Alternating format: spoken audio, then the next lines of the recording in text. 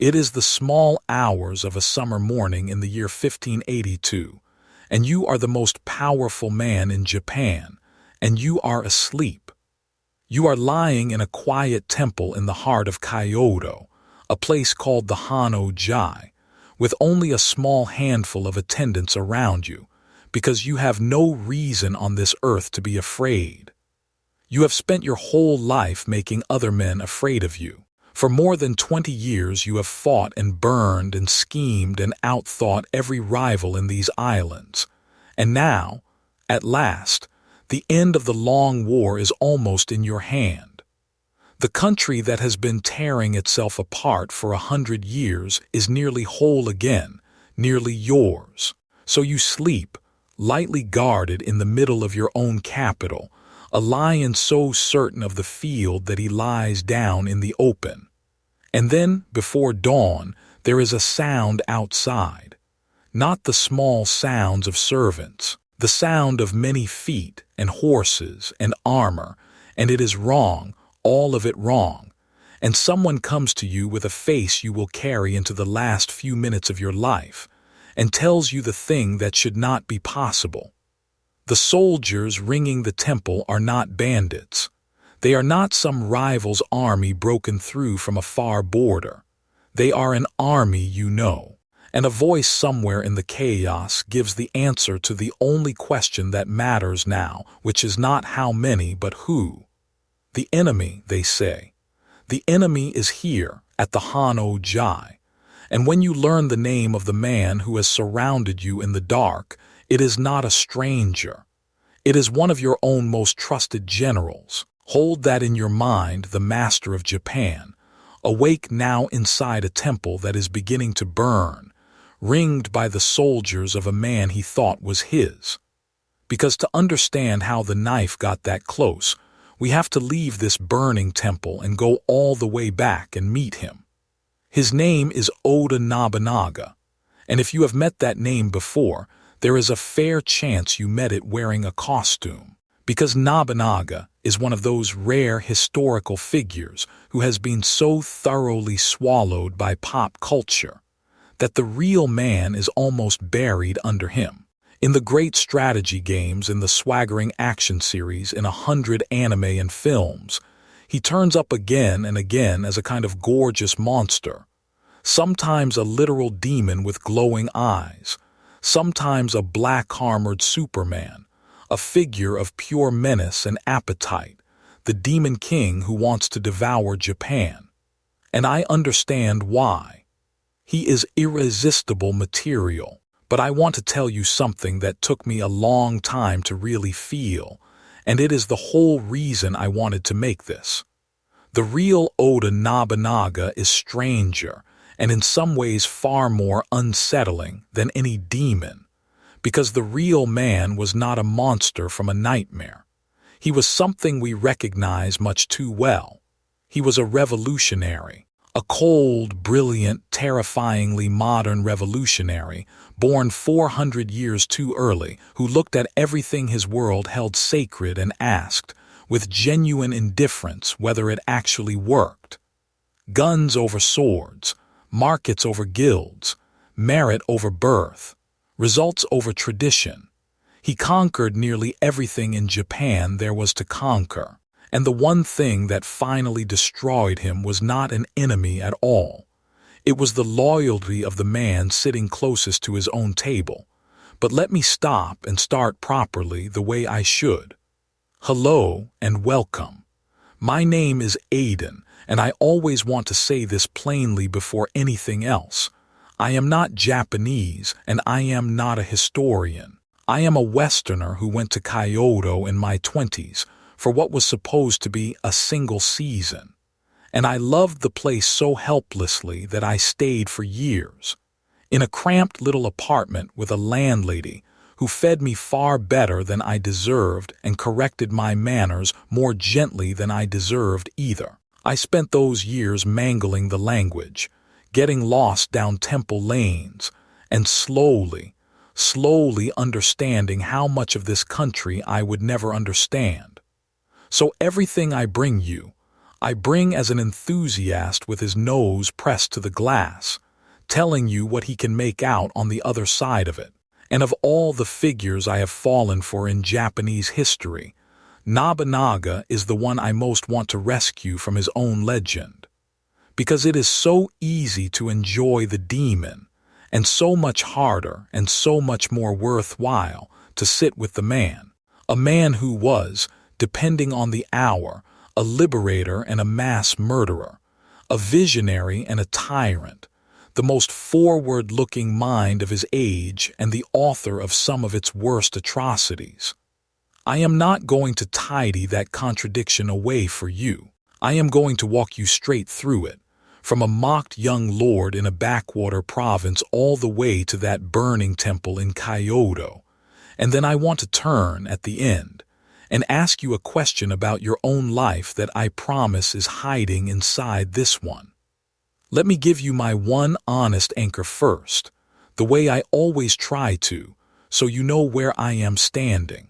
A great deal of what we can actually say about Nobunaga, as opposed to what we love to imagine about him, comes down to us through a man named Oda Nobunaga, who lived in Nobunaga's world and set down a careful, detailed chronicle of his life and campaigns, a record often called the Shinsho-koki.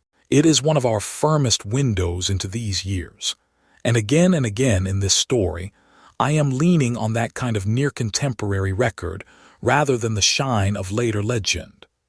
And where the record runs thin, or where the beloved dramatic version and the documented version genuinely part ways, and with Nobunaga they part ways constantly, I am going to stop and tell you so out loud, because honestly, the gap between the documented Nobunaga and the demon of the games is a very large part of what makes him worth your time.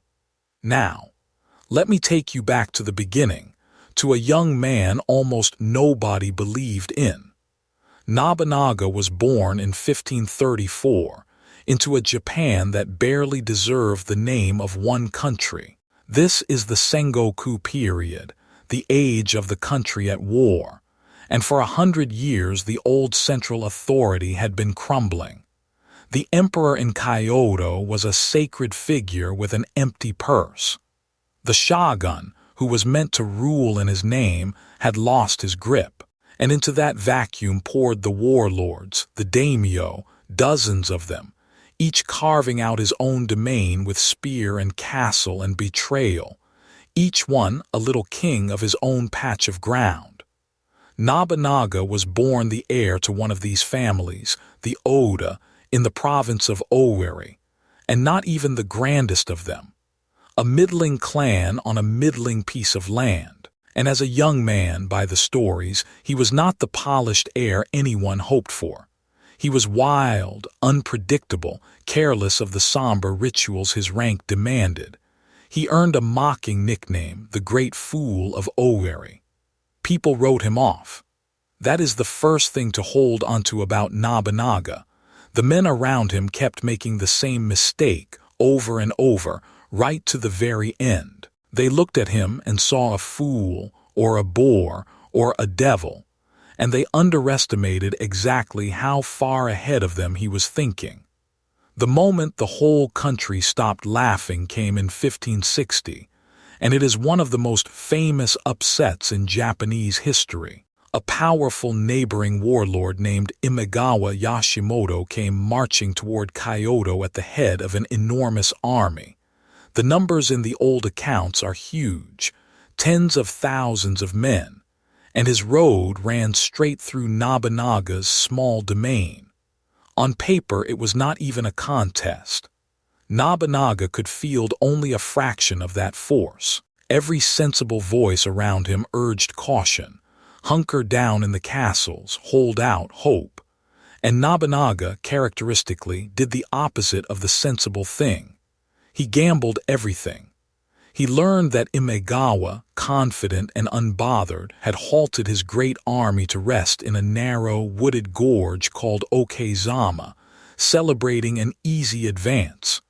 And Nobunaga moved. He took his small, fast force by a hidden route, and as a sudden violent summer rainstorm swept over the hills and covered his approach, he fell on the resting camp out of nowhere.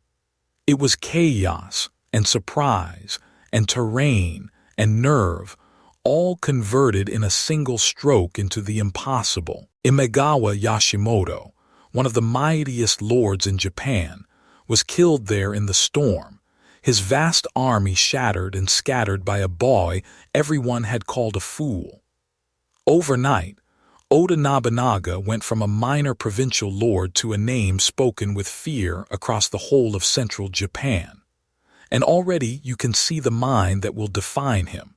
He did not win by having the biggest army or the oldest name. He won by seeing the situation exactly as it was, ignoring what he was supposed to do, and acting faster and harder than anyone thought a sane man would. After Okehazama, the story becomes a long, ferocious climb, and the tool that Nobunaga reached for again and again to power it was, more than anything, the thing that fascinated him most: the future. A few decades before he was born, European traders had brought a new weapon to Japan, the matchlock gun, the arquebus, which the Japanese came to call the Tanegashima after the island where it first arrived. Now, plenty of warlords owned a few of these guns. They were awkward, slow to reload, useless in the rain, and to a proud samurai raised on the sword and the bow, faintly dishonorable, a crude, noisy toy. Nobunaga looked at that crude, noisy toy and saw, with almost frightening clarity, what it actually was. Not a dueling weapon for heroes, but an industrial one. A weapon that let you take an ordinary peasant conscript, drill him, hand him a gun, and turn him into a killer of armored noblemen. He bought them in bulk. He set up their manufacture. He built a way of war around them.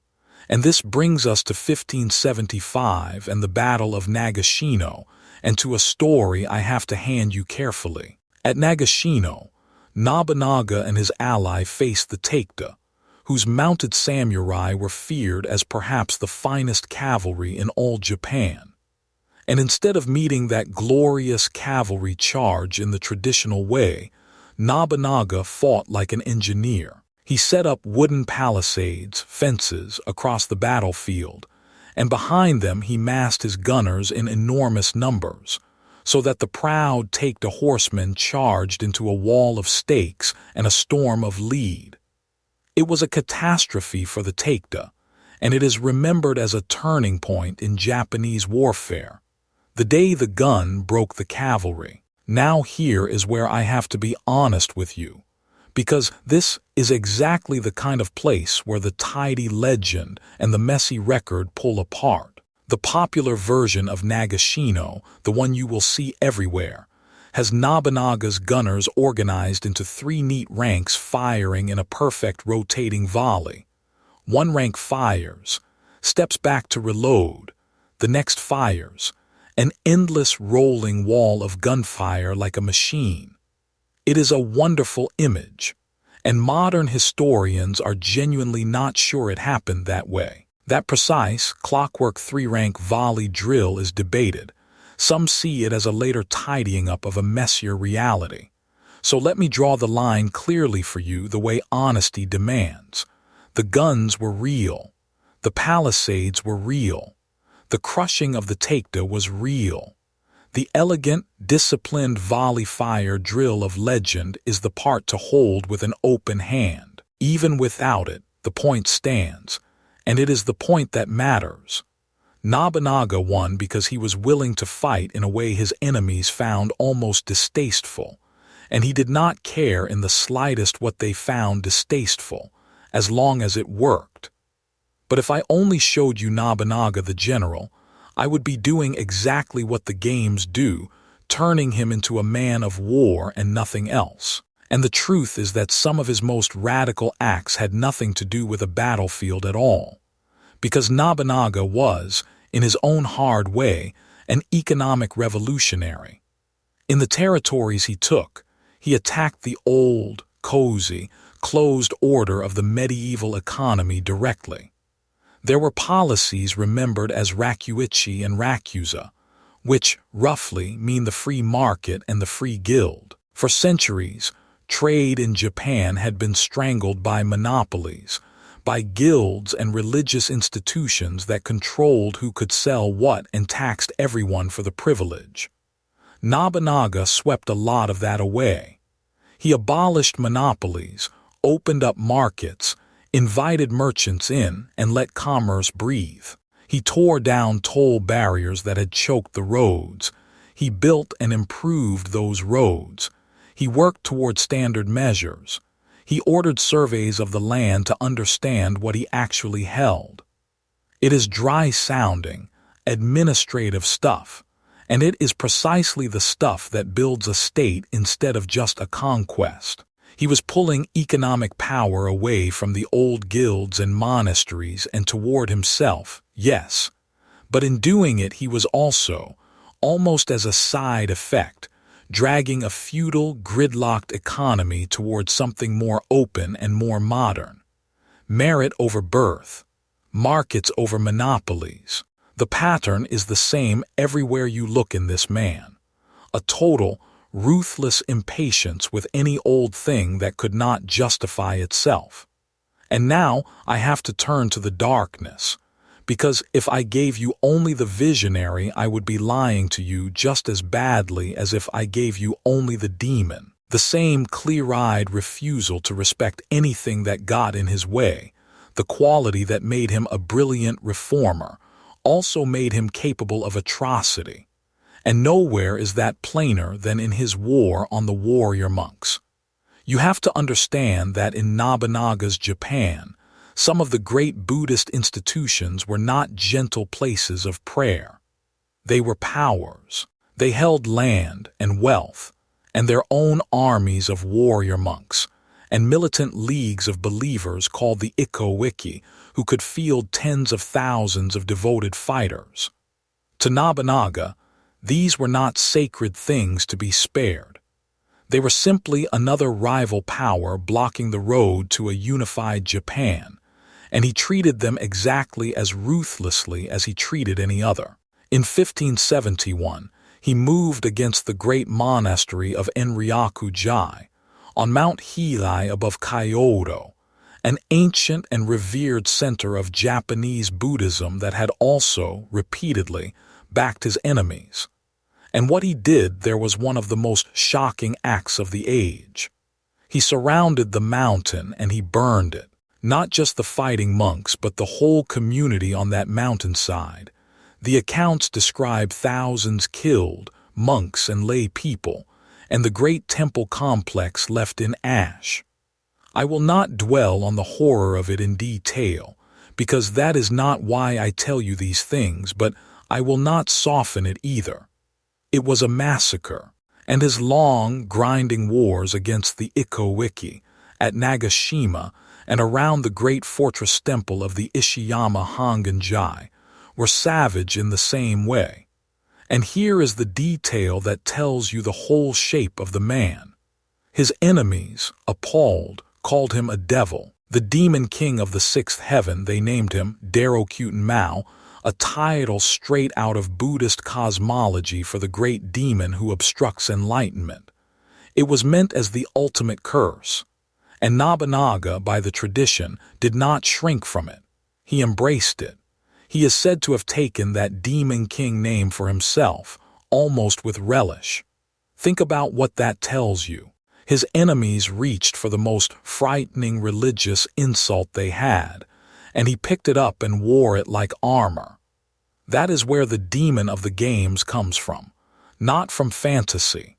From a real man who was quite happy to let his enemies believe he was the devil if it made them easier to beat. But now hold that burning mountain in one hand, and let me put something else in the other, because Nobunaga will not sit still inside any simple judgment. Because this same man, this scourge of the old Buddhist powers, was at the very same time one of the most curious, open, cosmopolitan figures of his age. He welcomed the European Jesuit missionaries who had begun arriving in Japan, and tolerated their Christianity, partly, no doubt, because it needled the Buddhist establishment he despised, but also out of a genuine, restless fascination with the wider world they came from. He collected Western things, guns, yes, but also fabrics, art, curiosities, a globe, the strange goods of a planet he could sense out beyond the horizon. He was a devoted patron of the tea ceremony, that most refined and quiet of Japanese arts, and gathered great tea masters to him, including the towering figure Sen no Rikyu. The man who burned Mount Hiei also sat in small still rooms turning a tea bowl in his hands. And there is one detail I love more than almost any other, because it shows you the sheer reach of his curiosity. Among the people the Jesuits brought into his orbit was an African man, remembered in the Japanese records by the name Yasuke, and Nobunaga, fascinated, took him into his own service as a retainer.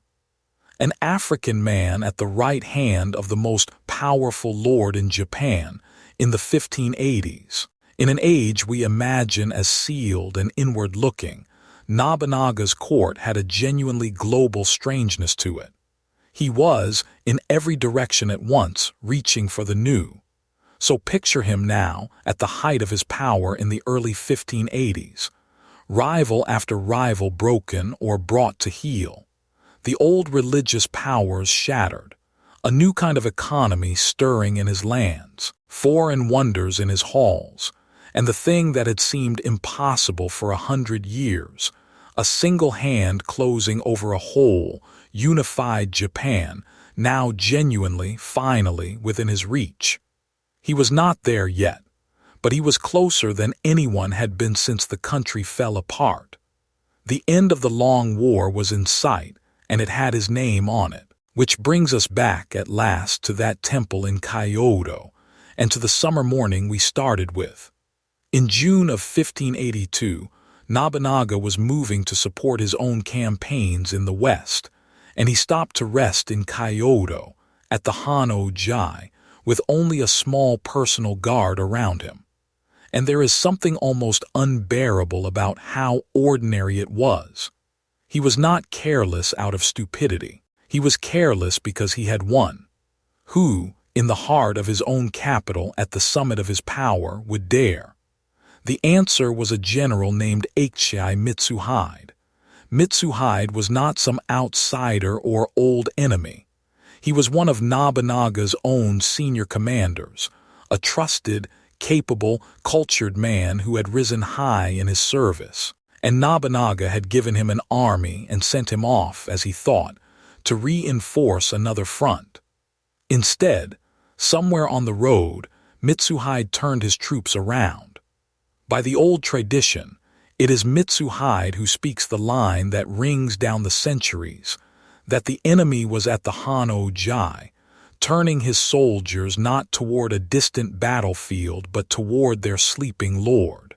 In the dark before dawn, his army surrounded the temple.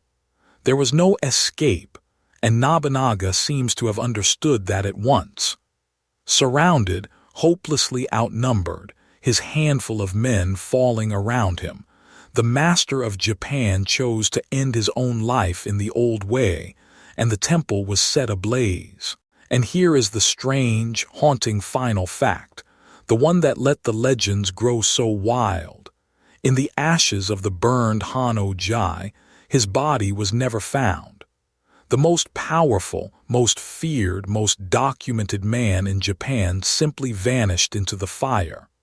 One morning he held the future of a whole nation in his hand. By the next, there was only a burnt temple and an empty space where he had been, and a country holding its breath. And what happened next is almost the cruelest part, because of how little Mitsuhide got for it. Having struck down the greatest man in Japan, Akechi Mitsuhide held real power for about 13 days. That is all, not 13 years. 13 days, because Nobunaga had built, in his own generals, men almost as fast and ruthless as himself. And one of them, a low-born commander named Toyotomi Hideyoshi, was campaigning in the west when the news came.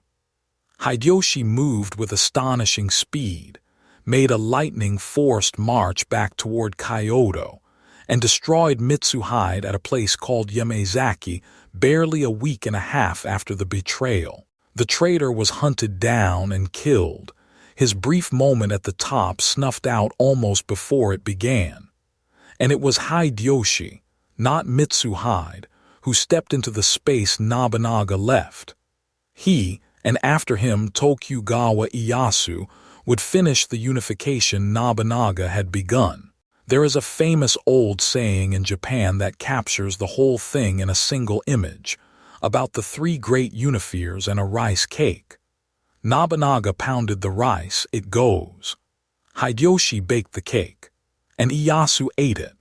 Nobunaga did the brutal, foundational, thankless work of smashing the old order and beginning the new one, and he did not live to taste a single bite of the peace it made possible. He is remembered, rightly, as the first of the three men who forged a unified Japan. He just never got to see it finished. And that leaves us with the question that has haunted this story for 400 years, and that I have to be completely honest with you about. Why did Akechi Mitsuhide do it? Because we genuinely do not know, and I want to be really clear about that, because a great deal of what you will read online states some confident single reason as if it were settled fact, and it simply is not. Historians have argued about Mitsuhide's motive for centuries, and they still do not agree. Some say it was a personal grudge, that the volatile, contemptuous Nobunaga had humiliated Mitsuhide publicly, one time too many, and something finally broke. Some say it was raw ambition, that Mitsuhide simply saw his lord unguarded and reached for the whole country. Some argue he acted to protect the old imperial court, or the traditional order, from a man who was tearing it all down. Some think he struck out of fear, convinced Nobunaga meant to discard or destroy him. There are theories of wider conspiracies, of hidden hands, and the honest answer, the one I owe you, is that no one alive can tell you for certain which of these is true. The single most consequential act of betrayal in Japanese history, and its real reason went into the fire with both of them. We are left only with the fact of it and the mystery. So let me gather this up, because there is something at the center of Nobunaga's death that I cannot stop turning over, and I think it belongs to you as much as to him. Look at what this man mastered. He mastered war and reinvented it. He mastered technology and reached for the future while his rivals clung to the past. He mastered economics and cracked open a frozen medieval order. He mastered fear itself, wearing the name of a demon so his enemies would defeat themselves before he even arrived. Externally, in every direction a man can point, Oda Nobunaga was as close to unbeatable as anyone in his century. He controlled the guns, the markets, the roads, the armies, the future. He controlled nearly everything, and it counted for nothing in the end against one variable he could not control, the heart of the man sitting at his own table. Every fortress he ever built, every gun he ever massed, every rival he ever crushed, and the thing that killed him walked in wearing his own colors, an army he had raised and trusted and sent out with his blessing. That is the part that reaches across 400 years and puts its hand on your shoulder. Because you and I are not going to unify a country, but every one of us builds our own version of those walls. We manage the things we can measure, the career, the money, the reputation, the external, controllable variables, and we pour our attention into them precisely because we can control them. And meanwhile, the things that will actually decide how our lives go are almost never out on the battlefield. They are at the table. They are the trust between us and the handful of people closest in. Nobunaga is the most extreme proof I know of a very quiet truth, that you can win every war except the one you never think to guard against, and that the knife that ends you usually comes not from the enemy at the border, but from inside the walls you trusted most. So here is what I want to leave with you, gently.